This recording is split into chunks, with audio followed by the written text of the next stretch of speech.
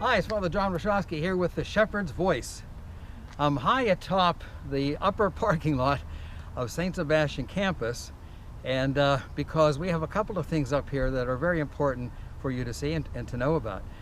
Right behind me is the Spark of Hope van, and you hear about the Spark of Hope. We have a collection for it periodically, and this van does a lot of things. In particular, it picks up extra food from supermarkets and so forth, and then provides it to various outlets for distribution to those who we serve.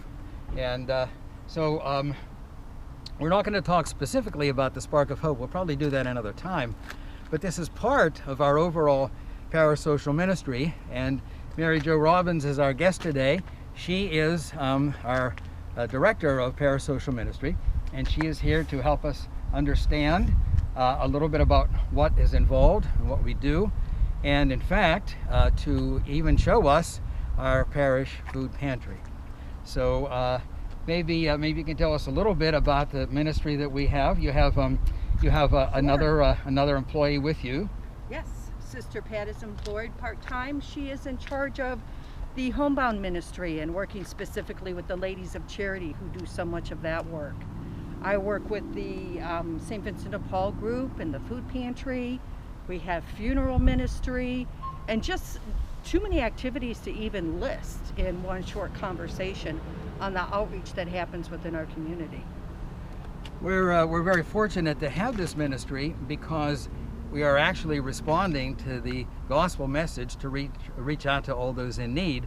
And our parish continues its history. All four parishes actually have a very strong history of helping those in need, and we're happy to continue to do that. And as I've mentioned this before, this is mostly due to the generosity of you, the people of this parish, Our Lady of Mount Carmel. So we're going to take a little walk down the parking lot, and we're going to go visit our parish food pantry. Let's go. Okay.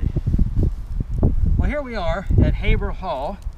Haber Hall is not a hall at all, which sounds like something Dr. Seuss would have written, but it is actually a house, as you see. It's actually a very nice stone house. It was part of this parcel of property that was bought by St. Sebastian many years ago, long before I came here. So this is Haber Hall, and we're very proud to have it. And we're going to go up inside Haber Hall now so you can see the food pantry. Well, here we are at Haber Hall, and Haber Hall was named after Father George Haber, who was the first pastor of St. Sebastian Parish, going from 1952 when the parish was established up until his unexpected death in 1962 at the age of only 54. But he really is the one who established this campus, built the school, built the church, built the rectory, and now this hall was named in his honor. But this is the what is kind of a garage entrance here, but this is where a lot of the food is dropped off, and so Mary Jo can explain some of that. Sure. Because of the pandemic, we've had to adjust everything, just like everyone has. So we bring our donated groceries in, and they sit in the garage for a couple days until it's time to sort them. And we, as you can see, the donations, this parish is so incredibly generous. The donations just come in all the time. We do not have to purchase groceries for our food pantry because you all step up and provide everything that we need.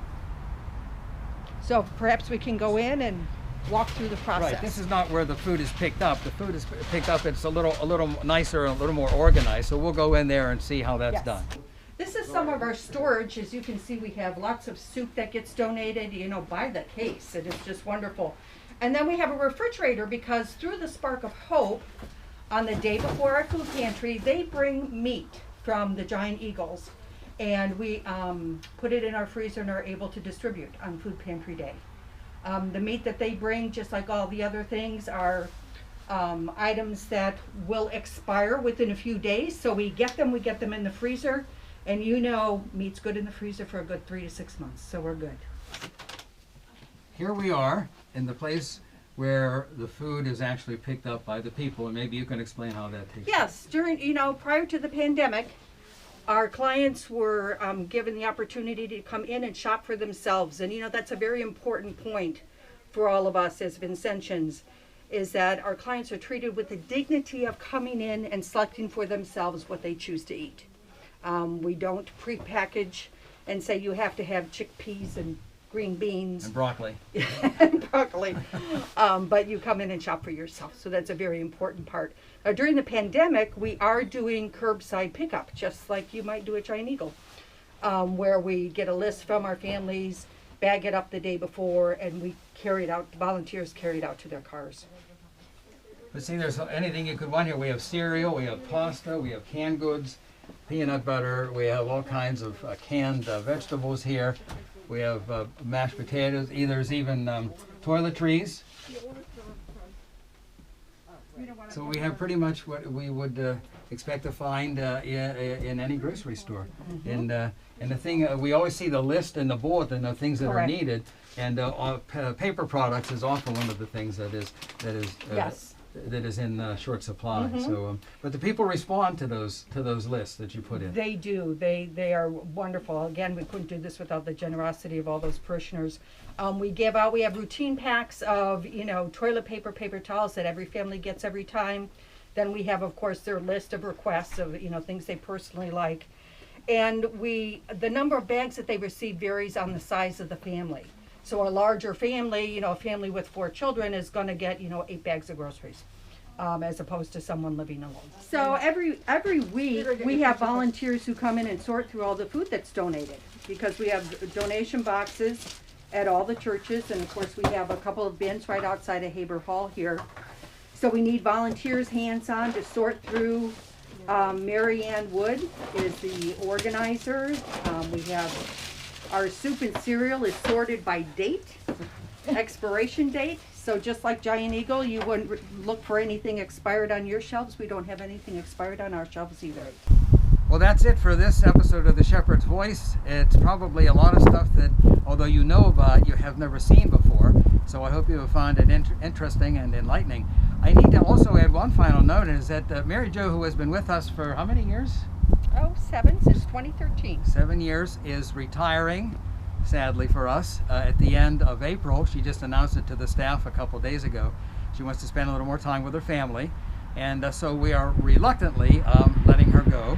It will be very hard to find someone to replace Mary Jo, and with her dedication and all the hard work she has put in. So we wish you very well, and we thank you for what you've done here, and the many things that you've done to keep this program going, and even some of the things you've initiated. That's been very helpful in serving the people of our parish and the people of our community. I have enjoyed it immensely. I'm sure you have. I have. Thank you very much. And you're very easy to work with too. Thank you. She's one of these people who, when she comes to me with a problem, she usually has the solution already for me. So that's the kind of help we like. So thanks for joining us on this program, and we'll be back again with another episode of The Shepherd's Voice. Until then, keep smiling. Thanks for listening, and on we merrily go.